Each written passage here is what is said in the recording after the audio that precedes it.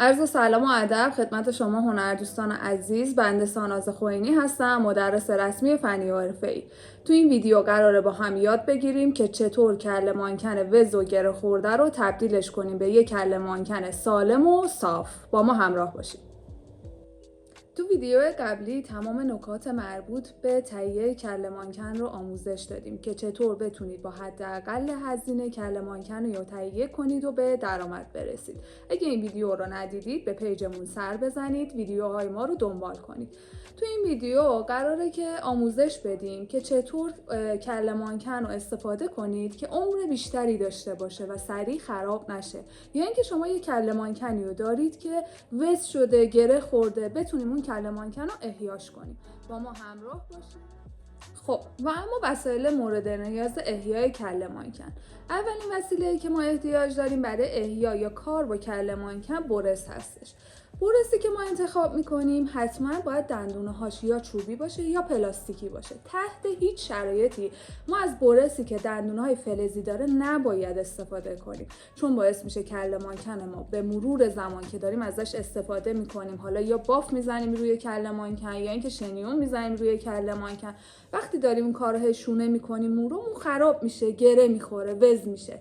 پس بهتره که من کله مانکنی که دارم استفاده میکنم برس چوبی باشه، چون حالت استحکاک ایجاد نمیکنه روی مو و اینکه گره های مو رو راحت تر باز میکنه. یا برس اکستنشن بیام استفاده کنم که پیشنهاد من به شما اینه که اگه برس چوبی ندارین برس اکستنشن تهیه کنید، چون دندونه های ریزی داره و گره های مو رو کامل باز میکنه، نمیذاره شما اذیت بشید. چون کله مانکنایی که ما گفتیم به شما پیشنهاد دادیم الیاف هستش، به مرور زمان که شما دارید استفاده میکنید احتمال اینو داره که گره بخوره. حالا کله مانکن رو استفاده کردین، حالا یا باف زدین یا شنیون زدین روی موقعی که قراره من کله مانکن رو شونه بزنم، حالا یا با برس اکستنشن یا با برس چوبی، حتما حواستون باشه گره هامو از پایین این باز میکنم میام به بالا، یعنی از پایین آروم شونه میزنم، بعد میام بالای مو رو شونه میزنم تا پایین مو. پس میشه برسی که قرار ما استفاده کنیم. مورد بعدی که داریم احتیاج داریم شونه است، شونه دنباری که فلزی که هم تو بافت هم شنیون به کارمون میاد، که حالا ادامه ویدیوها میگیم که چطور قرار ما با اینا کارایی داره و استفاده کنیم ازش. ما یه شامپو هم احتیاج داریم برای کله مانکنی که قرار احیاش کنیم. یه شامپوی ساده، حالا هیچ فرقی نداره، هر شامپویی که موجود خونه داری، مارک و برندش اصلا واسه ما مهم نیست. شما یه شامپو انتخاب کنید که اون میخوام وسایلی که موادی که روی کله مانکن هست و بشوره. حالا شما اومدید شاین زدید روی کله مانکنتون، اسپری فیکساتور زدید روی کله مانکن، میخوایم اونو بشوره اون موادو، پس فرق نمیکنه شامپو چی باشه، هر شامپویی که باز خونه دارید استفاده کنید. یه نرم کننده یا ماسک مو که بخوایم استفاده کنیم، نرم کننده یا ماسک مویی که قراره استفاده کنیم برندش واسه ما خیلی بازم مهم نیست. شما حتی میتونید بیاید از نرم کننده لباس استفاده کنید، چون کاملا این موهایی که میبینید الیاف، موی طبیعی نیست. پس فقط ما میخوام یه موادی باشه که این مو رو نرمش کنیم، یعنی هر نرم کننده ای که باشه برای ما اوکیه، نرم کننده یا ماسک مو یا نرم کننده لباس. خب برای اینکه بعد اینکه شستشو ما انجام دادیم باید موها رو خشکش کنیم. برای خشک کردن مو احتیاج داریم به یه اتو. حالا اتومون هم زیاد مهم نیست که برندش چی باشه یا مارکش چی باشه، هم میتونیم اتو بزنیم هم میتونیم سشوار بزنیم مو رو، ولی پیشنهاد من به شما اینه که حتما اتو بزنید. بذارید کله مانکنتون عین روز اول صاف و لخت بشه. پس برای ادامه ویدیو همراه ما باش. خب برای اینکه کله مانکنمون رو بشوریم اول از همه باید مطمئن باشیم که کله مانکنمون هیچ گره‌ای نداره. پس از پایین همونطور که گفتم شروع میکنیم به شونه زدن، میایم تا پایینمون.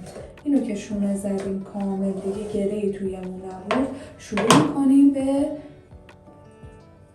نمدار کردن مو. آب ولر رو باز میکنم، کل موها رو خیس میکنم، با آب ولر کامل کله مانکنم رو نمدارش میکنم.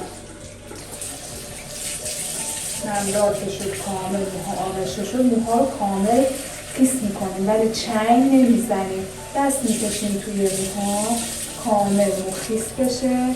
موها که کامل خیس شدن، حالا اگه داخل مو مواد بود، اسپری فیکساتور یا شاینی روی موها بود، کله مانکنمو میذارم این قسمت. گفتم یه شامپوی برمیداریم، مهمم نیست حالا چه شامپویی باشه. یه مقدار شامپو میمارم به کله مانکنم، دست میکشم توی مو، کامل موها آغشته بشه به شامپو.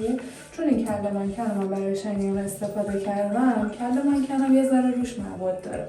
اگه کله مانکنای شما روش شاین و اسپری نداره، احتیاج نداره شامپو بزنید، مستقیم نرم کننده رو روی موهاتون بزنید. ولی که یه ذره موهای من آغشته شد به شامپو، کامل همه جای مو دست میکشم. حالا شستشو انجام میدم، موهامو میشورم تا شامپویی که توی مو اومده کامل از روی موها پاک بشه. دقت کنید اصلا موها رو بر نمیداریم چنگ بزنیم.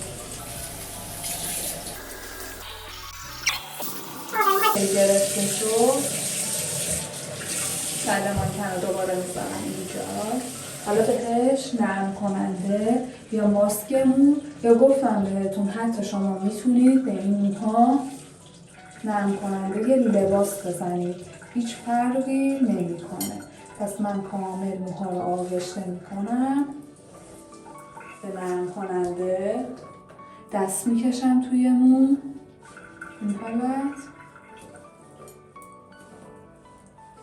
اجازه میدم یه چند دقیقه مو همین حالت بمونه.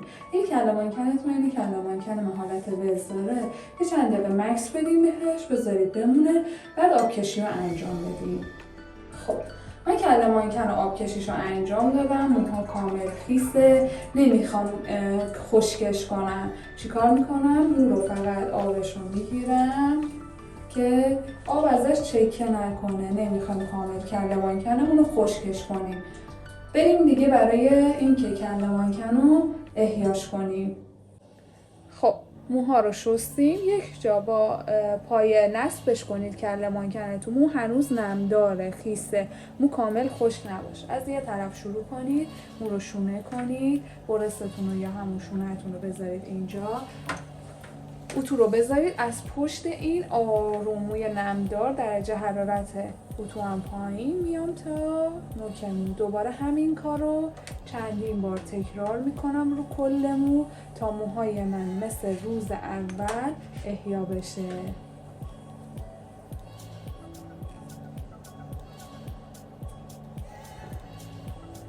همه لایه ها رو به همین صورت تکرار کنید. اینم اتمام کار احیا و صافی کله مانکنمون، همینقدر زیبا صاف و لخت شده. ممنون تا اینجای ویدیو همراه ما بودین. امیدوارم که این ویدیو براتون مفید بوده باشه. لایک و سابسکرایب فراموش نشه، زنگوله رو به صدا در بیارین. ویدیوهای ما تازه داره شروع میشه، با ما همراه باشین. تا درود دیگر، بدرود.